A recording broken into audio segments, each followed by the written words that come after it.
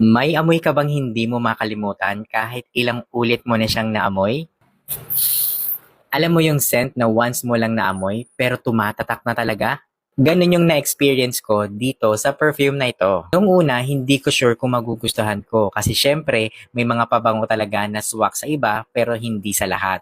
Pero grabe, nung tinaray ko to, ibang level, lalo na pag tumatagal na siya sa'yo. Ang bango niya, hindi matapang, hindi sobrang tamis, parang perfect balance lang, classy pero fresh. Totoo. Alam mo yung feeling na parang bagong ligo ka buong araw kahit sobrang init sa labas? Ganon. At ang pinaka gusto ko dito, kahit simpleng labas lang or date night, hindi ka mapapahiya sa amoy mo. Parang lagi kang ready makisalamuha, confident at preskong presko. Totoo.